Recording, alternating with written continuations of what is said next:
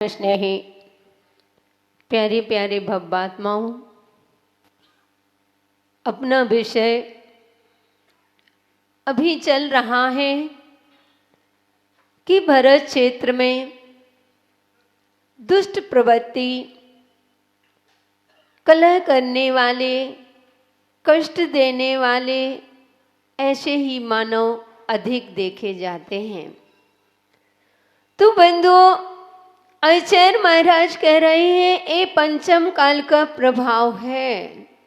लेकिन हे जीव, ऐसा भी मत मान लेना कि आगम में लिखा है तो हम अब वैसे ही कार्य करेंगे, क्योंकि उसमें कह दिया पापियों की संख्या ज्यादा होती है इसलिए मैं पाप करूंगा।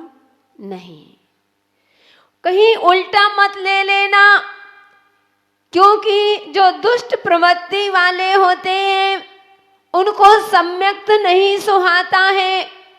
दुष्ट प्रवृत्ति वालों के लिए अगर आगम की भाषा बोलोगे तो उसको आगम की भाषा विपरीत समझ में आती है। इससे पता चलता है कि तुम्हारा भी मिथ्या कर्म का तीव्र उदय है। उसको जिनवाणी अच्छी नहीं लग सकती और वह हमेशा कलह करने वाला होता है, स्वयं दुखी रहता है और दूसरों को भी दुखी कर देता है। सम्यक दृष्टि जीव स्वयं सुखी रहते हैं और दूसरों को भी सुखी रखते हैं। वे सोचते हैं कि हे भगवान, एक इंद्री से लेकर के पंच इंद्री जीव, संसार में सभी जीव सुख रहें। वो ये नहीं चाहता कि मेरा काम बन जाए, मुझे दूसरों से कोई मतलब नहीं। और मिथ्या दृष्टि जीव सोचता है स्वयं दुखी।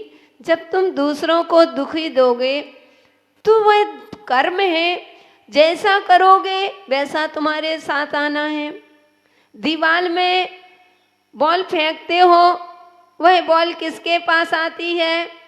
हमारे पास आती है। ऐसे ही अगर हम दूसरों का बुरा चाहते हैं तो बुरा हमारा ही होना है।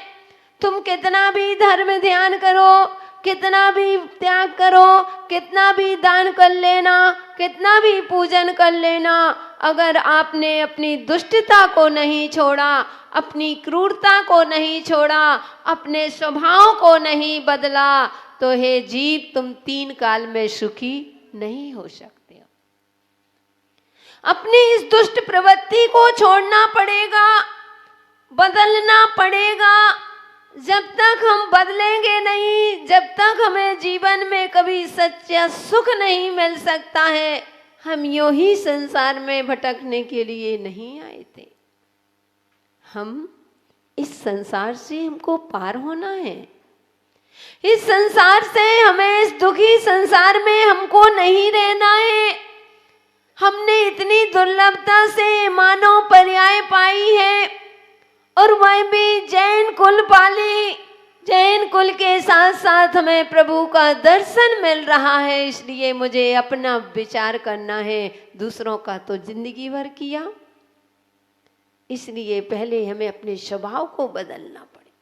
तुम्हें सच्चा सुख मिल सकता है, आज भी मिल सकता है, लेकिन अपनी कलह आदि को नहीं छोड़ोगे।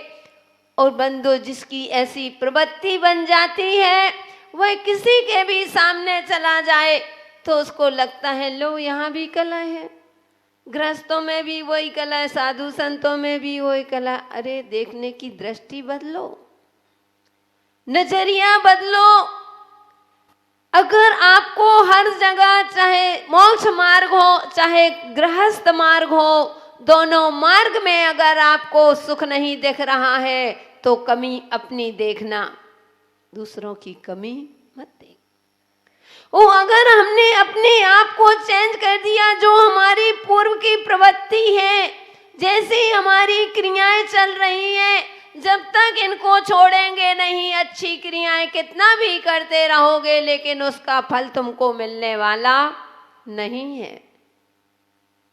2 चींटी एक साथ उत्पन्न होती हैं, और एक चींटी उस नमक के घर ढेरे में पहुंच जाती है और एक चींटी शक्कर की बोरे के पास पहुंच जाती है। एक नमक की दुकान पर पहुंच गई और एक शक्कर की दुकान पर पहुंच गई। अब दोनों अपने अपने स्थान में रह करके वो अपने आप को खुश मान रहे हैं, क्योंकि यह जीव जहां जाता है वहीं रम जाता है।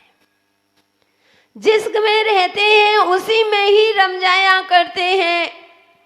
तो बंधुओं, काफी वर्ष हो गए, काफी वर्ष नहीं काफी दिन हो गए, और दोनों जब वह चींटी मिलती है तो वह शक्कर के यहाँ जो रहने वाली चींटी थी, वह नमक की चींटी जब दोनों मिलती है तो वह नमक की चींटी कहती है, बहन तुम बड़े दिन में मिले हो, चलो तुम हमारे साथ आओ, हम अपने साथ ले चलते हैं, फिर अपने स्थान पर चले जाना। बंधुओं, वह शक्कर वाली चींटी नमक के साथ चली जाती है। जैसे ही उस नमक के पास पहुंचती है, उस चींटी ने उसको भोजन दिया। क्या भोजन दिया? नमक। तुमको मालूम है, गए थे क्या संतोष जी देने? भरोसा। तो वह नमक की चींटी ने उसको भोजन रख दिया। जैसे ही भोजन रखा, उसने जैसे ही उसको चखा, उसने थू थू कर दिया और धिक्कार ने विचार करने लगी, बड़ी आश्चर्य में पड़ जाती है और उससे कहती है, बहन तुम कैसे इसमें रहते हो, कैसे तुम यहाँ पर रह लेते हो? मैं तो एक दिन नहीं रुक सकती हूँ, मुझे जाना है। तो वह चींटी वाली, नमक वाली चींटी कहती है, बहन ऐसा क्या हुआ, मैं तो हमेशा रहती हूँ। वो बोले, तुम्हारा पेट भर जाता है? बोले, हाँ मैं तो पेट भर जाता है मेरा, इसमें क्या है, मैं रोज ही यही भोजन करती हूँ, मुझे तो खराब नहीं लगता है। उसने कहा, नहीं ये भोजन नहीं कर, अगर आना है, सच्चा भोजन देखना है तो चलो मेरे साथ। और बंधो, वह चींटी अपने स्थान पर, शक्कर के स्थान पर पहुंच जाती है। साथ में उसको आमंत्रण कर गई। दूसरे दिन वह नमक वाली चींटी भी उस शक्कर के ढेले पर पहुंचती है और वह शक्कर वाली चींटी थी, बड़े हाव भगत करती है और उसको भी भोजन देती है। जैसे ही उसके सामने भोजन रखा, क्या रखा? चीनी। उस शक्कर को रखा और जैसे ही उसने खाया तो वह चींटी कहती है जो शक्कर के स्थान पर थी, बोलो बहन कैसा स्वाद आया? तो वह कहती है, बहन मुझे तो वैसी ही स्वाद आ रहा है। बोले, नहीं फिर से चखो। उसने दूसरा दाना दिया। वह कहती है, बहन मुझे तो वैसे ही स्वाद आ रहा है। उसने कहा, नहीं, कहीं ऐसा तो नहीं कि तुम कोई गलती कर रहे हो, मुंह में कुछ दबाए हो, मुंह खोलो क्या? वह देखा तो नमक की ढेली दबाई हुई थी। नमक थोड़ा सा इसलिए लेके गई थी क्योंकि कहीं मिला या नहीं मिला, इसलिए अपना भोजन लेके जाओ। वो अभी भी जाते हो, कहते क्या पता, भरोसा नहीं। जब कहते हैं जब अपने पास होता ना है तो दुनिया पूछती है जीवने को लिए, वो अपने पास ना हो तो कोई पूछने वाला नहीं होता। तो वह चींटी भी, उसने सोचा क्या भरोसा मिला कि नहीं, तो वह नमक की ढेली को दबा करके ले गई थी और ऊपर से शक्कर खा रही थी। तो उसको स्वाद किसका आ रहा था? नमक का। ऐसे ही भव्यात्माओं, हम जब तक मिथ्यात्व का, हम उस कलह की डली दबाए रहेंगे, तब तक हमें सुख का, कितने भी सुख के साधन रख दो, कितना भी तुम्हें गुरु उपदेश दे दे, कितना भी तुम जिनमानी का रसपान करो, लेकिन तुमको वो स्वाद नहीं आ सकता है। इसलिए मिथ्यात की, उस कलह की, उस डली को पहले छोड़ो। फिर शक्कर का तो उस चींटी ने जैसे ही उसका छोड़ा और फिर उसको शक्कर को खाया तो वह गदगद हो जाती है और अपनी भूल पर पछतावा करती है और विचार करती है और कहती है, बहन मैं कितनी भ्रांति में थी, मैं कहाँ यहाँ छोड़ करके मैं उस नमक को खा रही थी। ऐसे ही भव्यात्मा या जीव अनादि काल से उस मिथ्यात की डली में, मिथ्यात के उस बोरे में, ठेले में रहते रहते और आ भी गए। जैन कुल में भी तुमने जन्म ले लिया तो भी अभी मिथ्यात की डली अभी दबी हुई है। तो बहुत सारे साधु ऐसे होते हैं, बहुत सारे श्रावक साधु दोनों का वर्णन है, क्योंकि यह ऋण सार पढ़ रहे हो। साधु श्रावक की संहिता बतलाए रे, ऋण सार चारित्र प्रधान ग्रंथ कहाए रे। यानी साधु का भी ये चल रहा है और श्रावक का भी वर्णन चल रहा है, अकेले साधु का नहीं। तो बंधु, जहाँ प्रभावना होती है, बहुत सारे लोग होते हैं, अगर कहते हैं वहाँ बहुत अच्छा आयोजन चल रहा है, उनकी बहुत प्रभावना हो रही, उनसे सुना नहीं जाता। हाँ हाँ रहने दो, बस देख लिया, चलो दूसरी बात करो, हमको नहीं सुनना। अरे क्यों नहीं सुनना? क्या तुम उसी गाथा में आ गए? क्या पंचम काल का भी अंत है क्या? इसलिए बंधु अपना पुरुषार्थ करो, अपने हमेशा धर्म की प्रवाहना करो। क्या जलना जिसके भाग में हो, अपने माध्यम से ना सही तो दूसरों के माध्यम से। हमने इस पथ को क्यों चुना? क्योंकि बस जिन शासन की एक प्रभावना होनी चाहिए। वो प्रभावना क्या है? हमारे गुरुदेव कहते हैं यही जिन शासन की प्रभावना है कि अपने माध्यम से कभी भी धर्म की आप प्रभावना नहीं होना चाहिए। यही जिन धर्म की सबसे बड़ी प्रभावना है। कोई जरूरी नहीं कि लच्छेदार प्रवचन करो, कोई बड़े बड़े आयोजन कराओ, लेकिन हमें ऐसी क्रियाएं नहीं करना।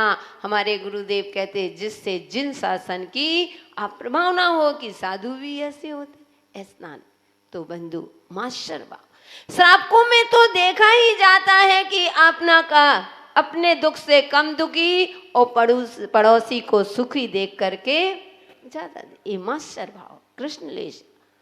नीलेस्या बंधो आलस्यो मंद बुद्धिस्य स्त्री लब्धि प्रपंच का औकात राज सदा मानी नीलेश्या तो नरा। कि आलस्यो मंद बुद्धिस्य, आलस करना, मार बात में प्रबंध करना, मन आलस का अपन वर्णन कर चुके हैं, आप सुन चुके हैं। तो आलस्यो मंद बुद्धि यानी मंद बुद्धि वाला, आलस्यो मंद बुद्धिस्त स्त्री लब्धि प्रपंच का, और प्रपंचों में बैठ जाना, यहाँ की बातें सुनना, स्त्रियों की चर्चा करना, ये करना ये करना, यहाँ क्या हो रहा वहाँ क्या हो रहा है, धर्म में मन नहीं लगेंगे। और जहाँ की चारों तरफ के प्रपंच में पढ़ेंगे, इनकी सुनेंगे इनकी सुनेंगे। अरे क्या सुनना, जो करेगा वो भरे। ये अगर ऐसा तुम्हारी परिणति चल रही है तो नील लेशिया। वो कहते शोका कोला, शोका मतलब जो शोक आदि करते हैं, कलह आदि करते हैं, बात बात में रोते हैं, बात फिर कुछ हो गया तो बैठे हैं अब सोच में पड़े हैं, इतना सोचते हैं कि डिप्रेशन में चले गए। इसलिए अपन को परिचय करते हुए इतना हमने देखा। इस गाथा में यही कहते हैं, अगली गाथा पढ़ लेंगे, चर्चा कल करेंगे, पहले पढ़ेंगे देखेंगे। कहते हैं भरत क्षेत्र में सम्यक दृष्टि की दुर्लभ, कि कैसे सम्यक दृष्टि जीव बड़े दुर्लभ होते हैं पंचम काल में। तो कहते हैं अज्जो, यही है ना, अज्जो संपणी भर है पंचमयाले मिच्छ पुब्बया सुलहा,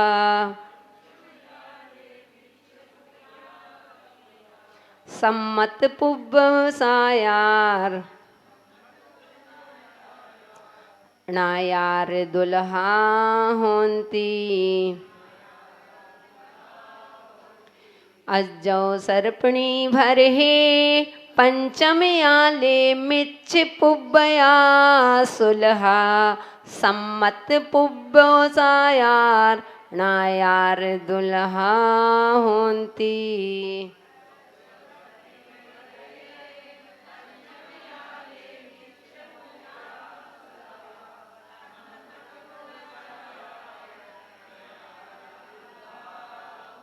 यहाँ कहते हैं अचैन महाराज कहते हैं अज्जौ सर्पणी, आज अवसर्पणी काल में भरहे यानी भरत क्षेत्र में पंचम आले, कौन सा काल चल रहा है? पंचम काल में मिथ्या पुब्बया यानी मिथ्या दृष्टि जीव सुलहा यानी सुलझ ही यानी सरलता से प्राप्त हो जाते हैं, सुलभ है। किंतु सम्मत पुब्ब यानी सम्यक दृष्टि जीव सायार नायार गृहस्थ और मुनि, पढ़ा था ना जब अपन मंगलाचरण पढ़ते हैं इसी का नम्यूण बड्ढमाणम परम पाणम जिणम तिसुदेण भोक्षामीणयन सारम सायार नायार धम्मीर यानी सायार नायार धम्मीड़म यानी साधु सागार ओ अनगार। इसलिए कहते हैं गृहस्थ और मुनि दुल्हा यानी दुर्लभ होंती यानी होते हैं। इस पंचम काल में आचार्य महाराज कह रहे हैं कि भरत क्षेत्र में अवसर्पणी काल में पंचम काल में गृहस्थ और मुनि मिथ्यात् सहित तो सुलभता से मिल जाते हैं, लेकिन सम्यक सहित मुनि और सम्यक सहित श्रावक बड़ी दुर्लभ से प्राप्त होते हैं। समय अपना हो चुका, अगला विस्तार कल करेंगे। जय बोलिए महावीर भगवान की।